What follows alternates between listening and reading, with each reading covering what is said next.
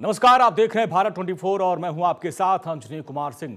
रक्षा मंत्री का सैनिकों के नाम संदेश। स्वतंत्रता दिवस की पूर्व संध्या पर रक्षा मंत्री राजनाथ सिंह 14 अगस्त को वीर जवानों के नाम विशेष संदेश देंगे। रक्षा मंत्री अपने संदेश में देश की संप्रभुता, अखंडता और सुरक्षा के लिए सीमाओं पर डटे सैनिकों के अदम्य साहस और कर्तव्य निष्ठा को नमन करेंगे। संदेश के जरिए वो भारतीय सशस्त्र बलों के जवानों और उनके परिवारों के त्याग, समर्पण, बलिदान के प्रति देश की कृतज्ञता व्यक्त करेंगे। स्वतंत्रता दिवस के मौके पर सैनिकों के हौसलों को सलाम करते हुए राष्ट्र की रक्षा में उनके योगदान और सर्वोच्च बलिदान को याद किया जाएगा। रक्षा मंत्री का ये संदेश देशवासियों में राष्ट्रभक्ति, एकता और जवानों के प्रति सम्मान की भावना को और मजबूत करने का संदेश देगा।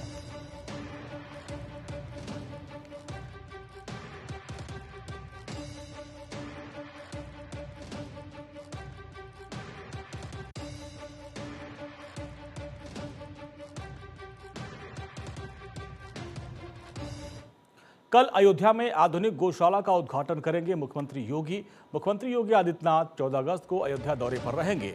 उदासीन आश्रम पहुंचेंगे और यहां अत्याधुनिक गौशाला का उद्घाटन करने के साथ पौधारोपण कार्यक्रम में भी शामिल होंगे।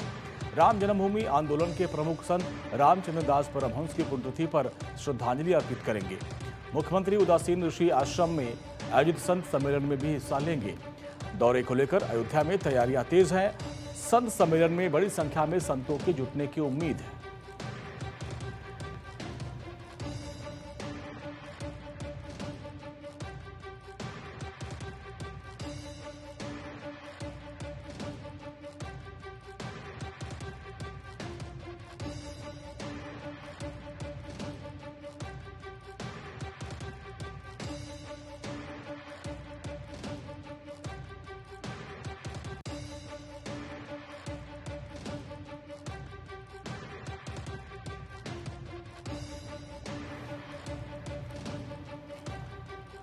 यूपी में 14 अगस्त को विभाजन विभीषिका स्मृति दिवस। 14 अगस्त को पूरे उत्तर प्रदेश में विभाजन विभीषिका स्मृति दिवस 2026 व्यापक जन भागीदारी के साथ मनाया जाएगा। लखनऊ में मुख्यमंत्री योगी आदित्यनाथ की मौजूदगी में राज्य स्तरीय कार्यक्रम आयोजित होगा। सभी 75 जिलों में प्रदर्शनी, व्याख्यान और जागरूकता कार्यक्रम के जरिए विभाजन की त्रासदी को याद किया जाएगा। विभाजन पीड़ितों की स्मृति में 2 मिनट का मौन, कैंडल मार्च और डॉक्यूमेंट्री प्रदर्शित की जाएगी। स्कूल कॉलेज में परिचर्चा, राष्ट्रीय ऑनलाइन क्विज के जरिए युवाओं को विभाजन के इतिहास से जोड़ने की पहल होगी।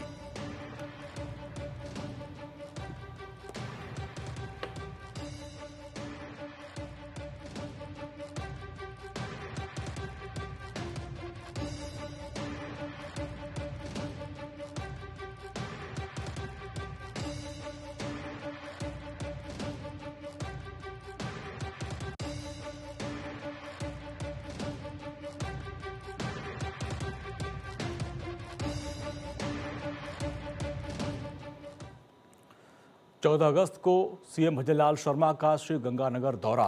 सुबह 9:50 पर सूरतगढ़ एयरपोर्ट पहुंचेंगे सीएम भजनलाल शर्मा सादुल शहर में तिरंगा यात्रा में शामिल होंगे। अनूपगढ़ में बीएसएफ जवानों से सीएम भजनलाल शर्मा संवाद करेंगे। CM Bhajanlal Sharma border outpost का भी दौरा करेंगे। विकास कार्यों का शिलान्यास, लोकार्पण करेंगे CM Bhajanlal Sharma. CM Bhajanlal Sharma BJP कार्यकर्ताओं से भी संवाद करेंगे और दोपहर 2:45 पर अनूपगढ़ से मेघासर रवाना होंगे।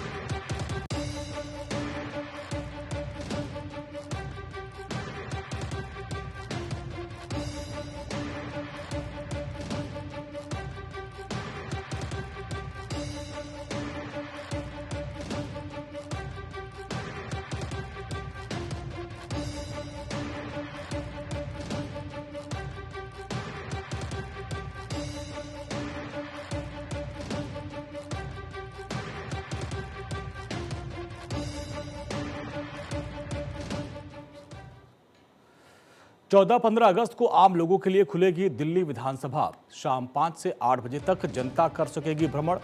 विधानसभा में प्रवेश के लिए रजिस्ट्रेशन जरूरी नहीं है। बीएसएफ सीआरपीएफ बैंड की होगी देशभक्ति से ओतप्रोत प्रस्तुति। साहित्य कला परिषद के सांस्कृतिक कार्यक्रम भी होंगे। तिरंगे की रोशनी से जगमगाएगा ऐतिहासिक विधानसभा भवन। जनता विधानसभा की विरासत और लोकतांत्रिक इतिहास से होगी रूबरू।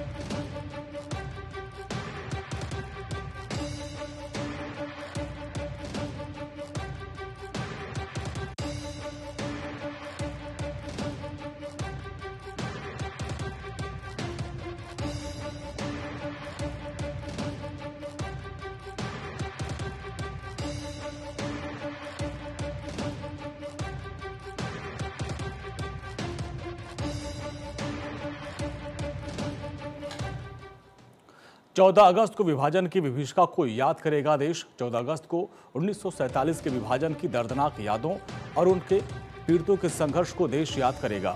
विभाजन में घर बार छोड़ने वाले करोड़ों लोगों और हिंसा में जान गंवाने वाले निर्दोषों को भावपूर्ण श्रद्धांजलि दी जाएगी।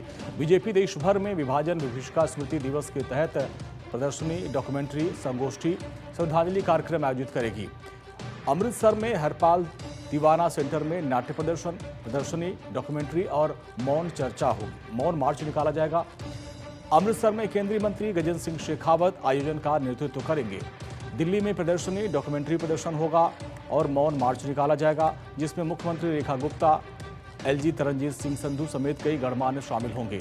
कोलकाता के न्यू टाउन कन्वेंशन सेंटर में देश भर में कार्यक्रम होंगे ताकि नई पीढ़ी विभाजन के दर्द, संघर्ष, बलिदान की ऐतिहासिक स्मृतियों से परिचित हो सके।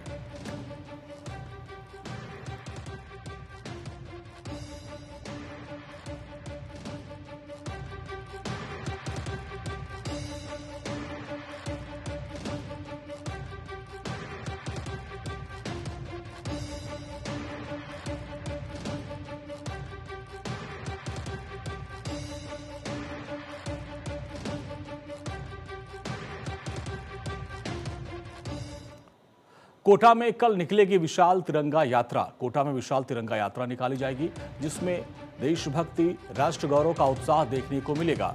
यात्रा के मुख्य अतिथि लोकसभा अध्यक्ष ओम बिरला होंगे, जो तिरंगा यात्रा में शामिल होकर देशवासियों का उत्साह बढ़ाएंगे। तिरंगा यात्रा मल्टीपर्पज स्कूल गुमानपुरा से होकर शहर के प्रमुख मार्गों से होते हुए आगे बढ़ेगी। यात्रा का अंतिम पड़ाव शहीद स्मारक रहेगा, जहां वीर शहीदों को श्रद्धांजलि अर्पित की जाएगी।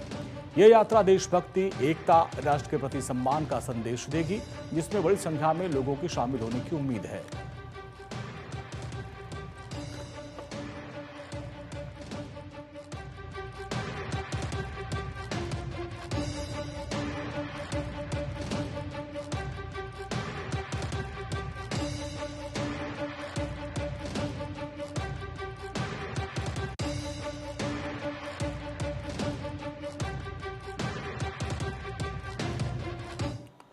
चौदह अगस्त को हिमाचल के घुमारवीं में वन महोत्सव।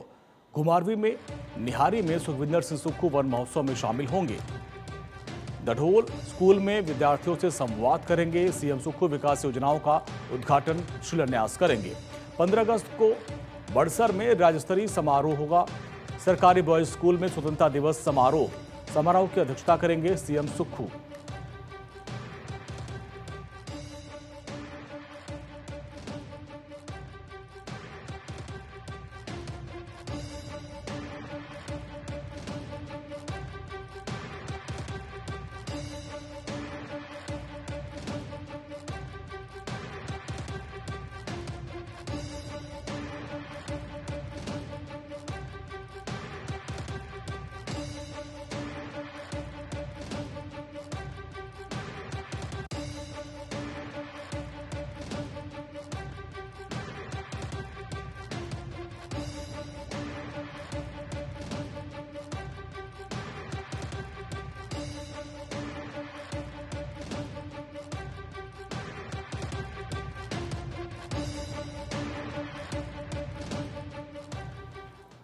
यूपी T20 लीग का 14 अगस्त से आगाज। यूपी T20 लीग के चौथे सीजन का भव्य उद्घाटन 14 अगस्त को लखनऊ के इकाना स्टेडियम में होगा। मुख्यमंत्री योगी आदित्यनाथ लीग का उद्घाटन करेंगे। डिप्टी सीएम ब्रजेश पाठक और विधानसभा के अध्यक्ष सतीश महाना भी आमंत्रित हैं। उद्घाटन समारोह में जैस्मिन सेंटलेस की परफॉर्मेंस के साथ drone show, laser light show, आतिशबाजी होगी। पहली बार लीग के मुकाबले लखनऊ और कानपुर में खेले जाएंगे, जिसमें कुल 34 मैच होंगे।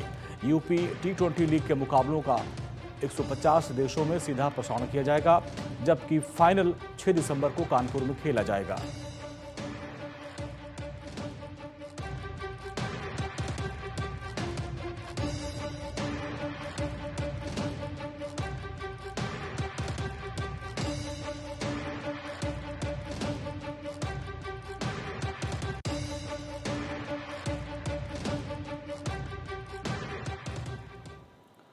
IRCTC मनी लॉन्ड्रिंग मामला लालू परिवार के लिए बड़ा दिन। IRCTC घोटाले से जुड़े मनी लॉन्ड्रिंग मामले में लालू परिवार के लिए 14 अगस्त का अहम दिन है। दिल्ली की राव जवन्नी कोर्ट आरोप तय करने पर अपना फैसला सुनाएगी। अदालत 31 जुलाई को आरोप तय करने का फैसला टाल दिया था, जिसके बाद अब इस शुक्रवार को मामले में अगला आदेश आने की उम्मीद है। लालू यादव के रेल मंत्री रहने के दौरान IRCTC के होटल टेंडर में कथित अनियमितताओं से जुड़ा मामला है। आरोप के मुताबिक होटल प्रबंधन से जुड़े ठेकों के बदले जमीन से जुड़े कथित सौदे के जरिए लालू परिवार और उनके करीबियों को लाभ पहुंचाया गया। मामले में लालू यादव, राबड़ी देवी, तेजस्वी यादव समेत परिवार के कई सदस्य आरोपी हैं। 14 अगस्त का ये आदेश तय करेगा कि मामले में आरोपियों के खिलाफ औपचारिक रूप से आरोप तय होंगे या नहीं।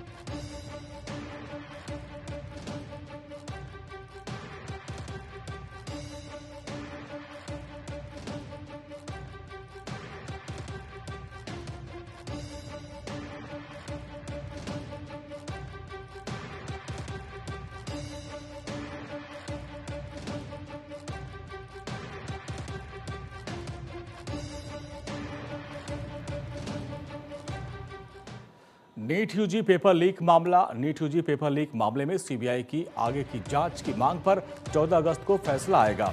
दिल्ली की Rao Avenue fast track court ने आदेश सुरक्षित रखा है। स्पेशल जज अजय गुप्ता ने सीबीआई की अतिरिक्त जांच के अनुरोध पर सुनवाई के बाद फैसला शुक्रवार तक के लिए टाल दिया।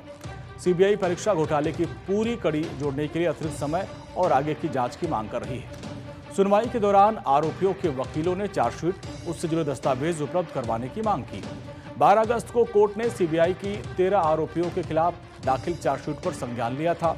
सीबीआई ने मामले में यश यादव समेत 13 लोगों को आरोपी बनाया है। 14 अगस्त का फैसला आगे की जांच का और आरोप तय करने की प्रक्रिया की दिशा तय करेगा।